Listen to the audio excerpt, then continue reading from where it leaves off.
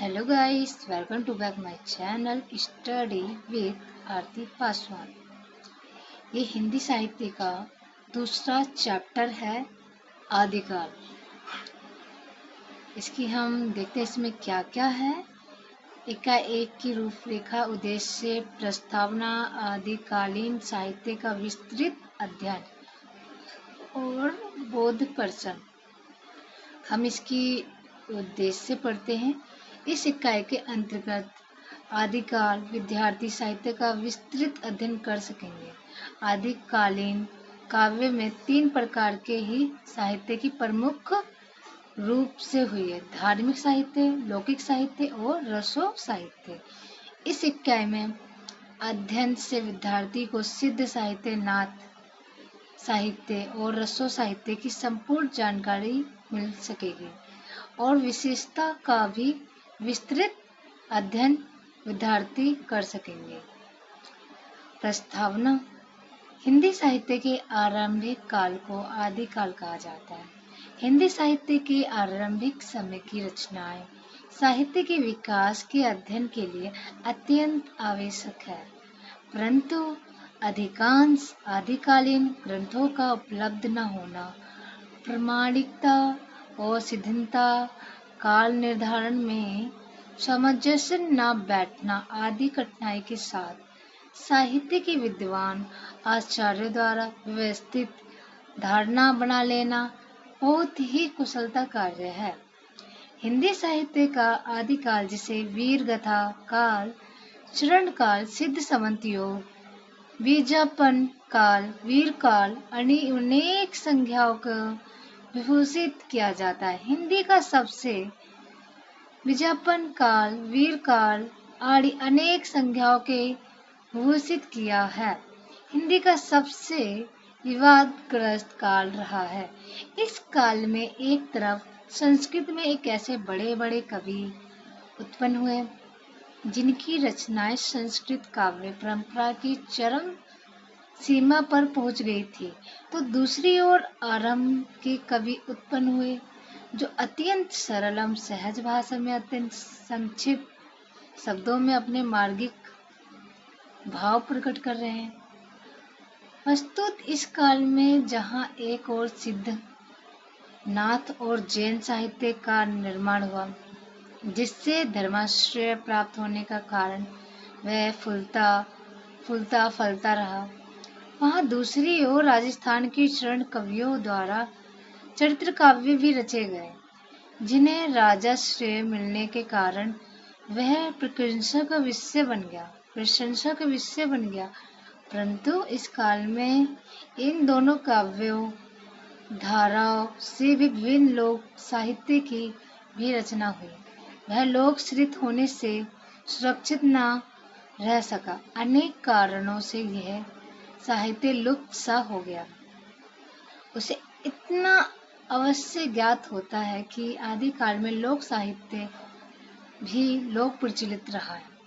उपयुक्त आदिकालीन सभी साहित्य प्रवृत्तियों के आधार पर निम्न रूप में वर्गीकृत किया जा सकता है। आदिकालीन का साहित्य, इनको हमें 3 भागों में बांटा गया है: एक धार्मिक साहित्य, लौकिक साहित्य और रसो साहित्य, मतलब वीर काव्य। पहला हम पढ़ेंगे धार्मिक साहित्य। धार्मिक साहित्य में हमारे 3 हैं: सिद्ध साहित्य, नाथ साहित्य, जैन साहित्य। और जो दूसरा है लौकिक साहित्य, ढोला मारू रहा, विशाल देव रसो, वसंत विलास, राहुल वेल, उक्त व्यक्ति प्रकार, वरण रत्नाकर, खुसरो का काव्य, विद्यापति पदावली। और तीसरा है रसो साहित्य, मतलब वीर काव्य, खुमान रसो, परमाल रसो, अमीर रसो, विजयपाल रसो, विश्लेदेव रसो, पृथ्वीराज रसो। अब हम पहला पढ़ेंगे सिद्ध साहित्य। सिद्ध साहित्य है भारतीय साधना के इतिहास में 8वीं सदी के सिद्धों की सत्ता देखी जा सकती है। सिद्ध परंपरा का जन्म बौद्ध धर्म की ओर विकृत के फल स्वरूप माना जाता है। बौद्ध का निर्माण 483 ईस्वी पूर्व में हुआ। उनका निवारण लगभग 45 वर्ष तक बौद्ध धर्म के सिद्धांतों का खूब प्रचार हुआ। इस धर्म की विजय दुदुम्बी देश तथा विदेशों में विजेती रही। बौद्ध धर्म का उद्देश्य वैदिक कर्म कांड की जटिलता एवं हिस्से की प्रतिक्रिया के रूप में हुआ। ये धर्म सहानुभूति और सदाचार में मूल तत्वों पर आधारित था, परंतु आगे चलकर इस धर्म के अनुयायियों के कतिपय सैद्धांतिक और साधनात्मक प्रश्नों को लेकर मतभेद आरंभ हो गया।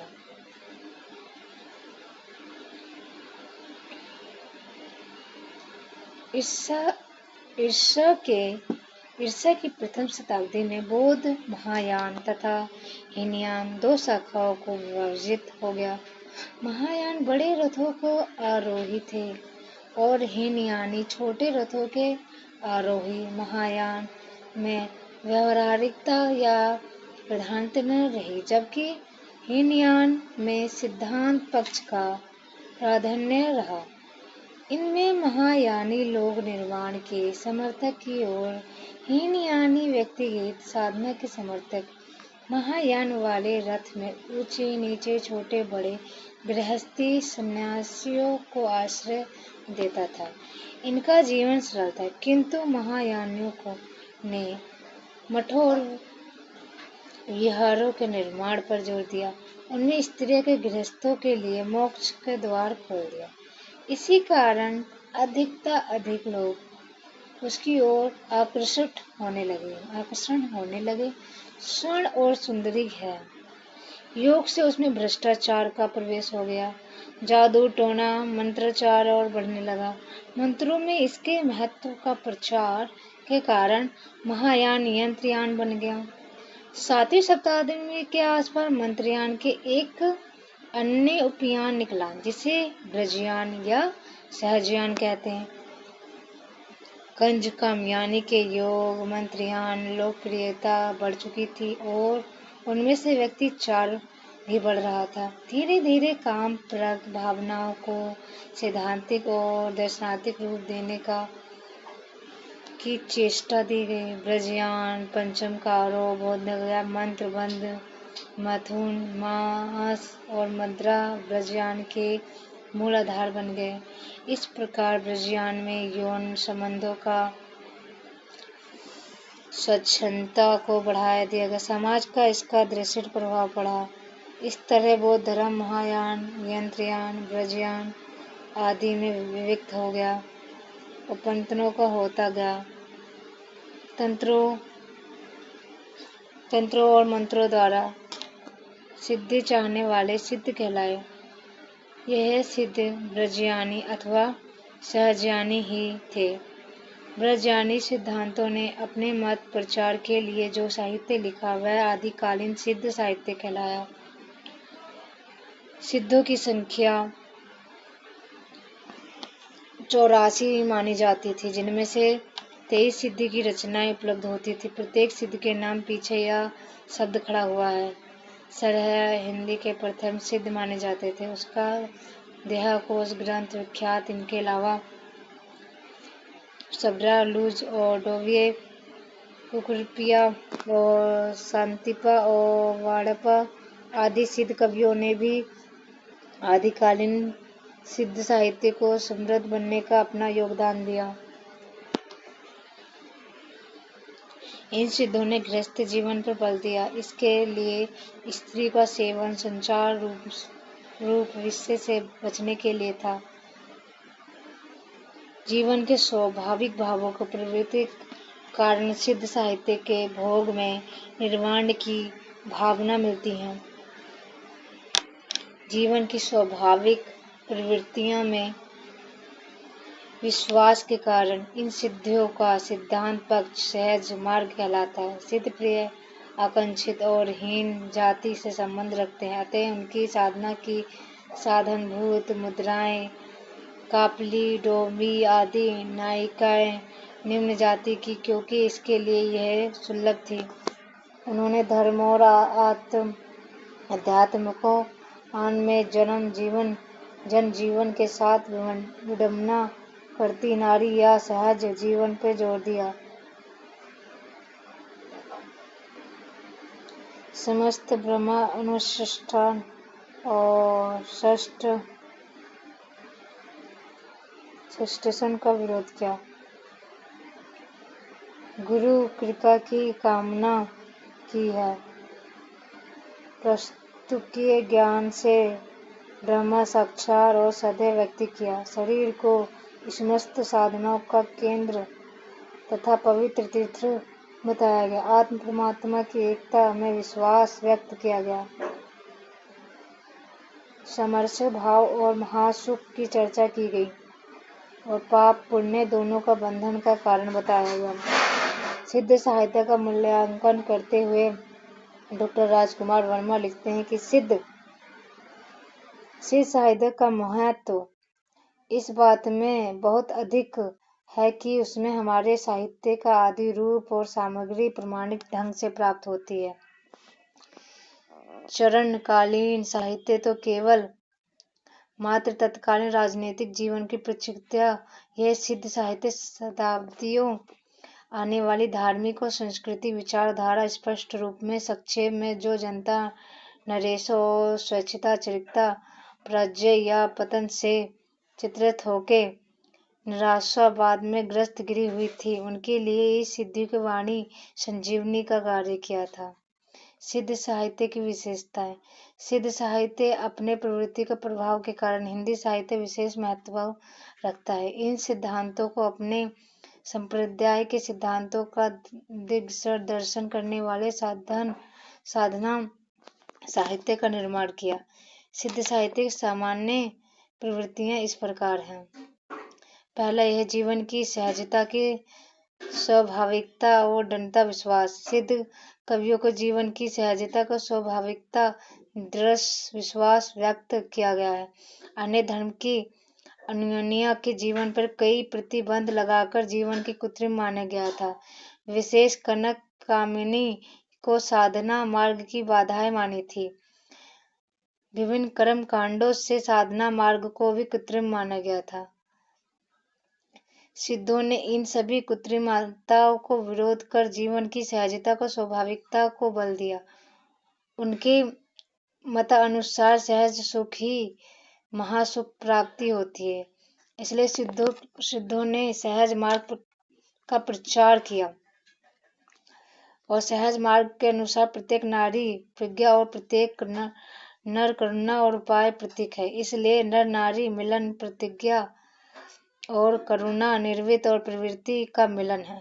दोनों का अद्वैता है, महासुख है और महासुख की स्थिति है। दूसरा, गुरु महिमा की प्रतिपादन। सिद्धांतों ने गुरु महिमा का पर्याप्त वर्णन किया है। सिद्धांतों के अनुसार गुरु का स्थान वेद और शास्त्रों में सबसे ऊंचा है। श्रेय ने कहा है कि गुरु की कृपा से सच्चिदानंद प्राप्ति होती है। गुरु बिना कुछ भी प्राप्त नहीं होता। जिन्होंने गुरु प्रदेश या अमृतपान नहीं किया, वह शास्त्रों के मरुभूमि में प्यास से व्याकुल होकर मग जाएगा। गुरु ओवैसी अमृषि धारण पीस जैसी, बहु सत्य मरु स्थली तमिसी मृण तेहि। ब्राह्मण वरो पाखंडों के कूट आलोचना। सिद्धों ने पुरानी रूढ़ियों परंपराओं को ब्रह्मा अंडमा और पाखंडों को जमकर विरोध किया है। इसलिए इन्होंने वेदों पुराण और शास्त्रों को खुलकर निंदा की गई। वर्ण व्यवस्था में ऊंचा नीचा ब्राह्मण धर्मों का कर्म कांडों का प्रहार करते हुए सराहयों ने कहा है कि ब्राह्मण को मुख से जब पैदा हुए थे, अब तो वह भी वैसे ही पैदा होते हैं जैसे अन्य लोग। तो फिर ब्राह्मणों तो कहाँ रहा? यदि कहा कि संस्कारों में ब्राह्मण होता है तो चंडाल को अच्छे संस्कार देकर ब्राह्मण को नदी बना देते हैं। यदि अंग भी घी लगा यदि आग में घी लगाने से मुक्ति मिलती है तो सबको क्यों नहीं डालने देते। होम करने से मुक्ति मिलती है तो पता नहीं, लेकिन धुआं लगने से आंखों को कष्ट क्यों जरूरी होता है। दिगंबर साधुओं को लक्ष्य करते हुए सराहना करते हुए कि यदि नंगे रहने से मुक्ति हो जाए तो कुत्ते को भी मुक्त अवश्य होनी चाहिए। केश बढ़ने से यदि मुक्ति हो सके तो मयूर उसके सबसे बड़े अधिकारी हैं।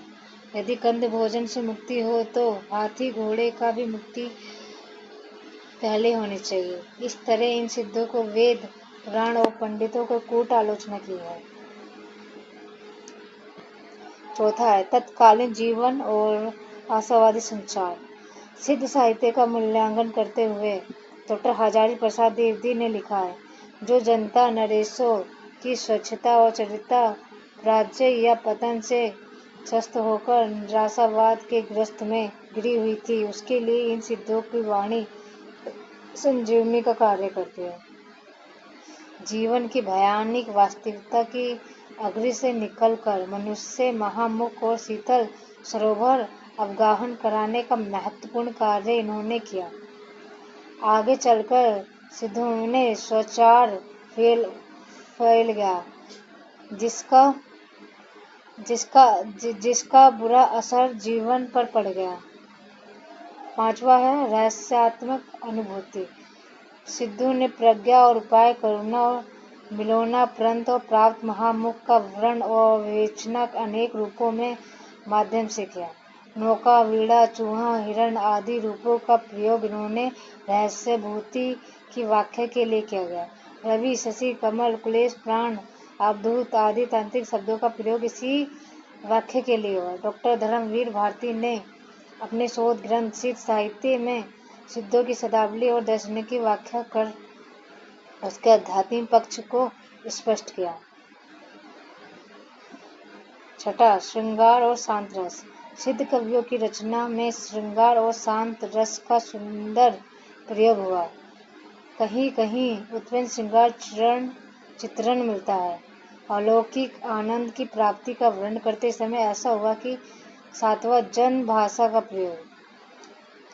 सिद्ध की संरचनाओं की संस्कृति का अपभ्रंशित देसी भाषा का प्रयोग मिलते हैं। डॉक्टर राजकुमार वर्मा इनकी भाषा का जन समुदाय की भाषा मानते हैं। जन भाषा को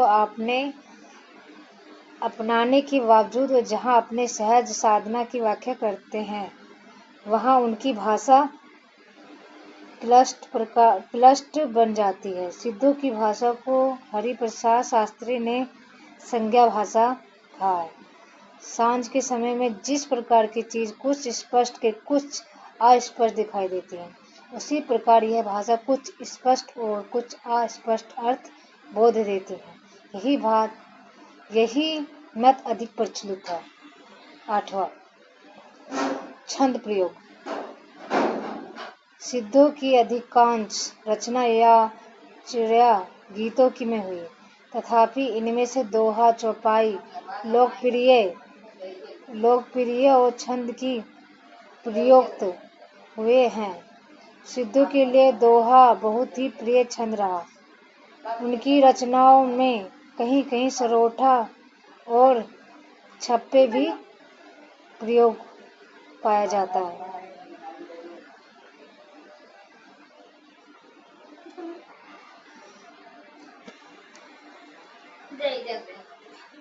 साहित्य आदि रूप की प्रमाणित। साहित्य का महत्व इस बात का बहुत अधिक है कि इसमें हमारे साहित्य आदि रूप की सामग्री प्रमाणित ढंग से प्राप्ति होती है।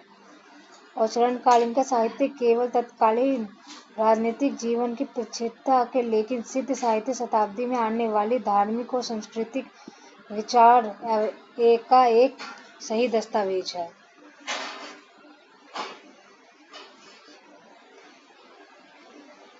आगे हम दूसरा चैप्टर बनाएंगे, नाच से स्टार्ट करेंगे।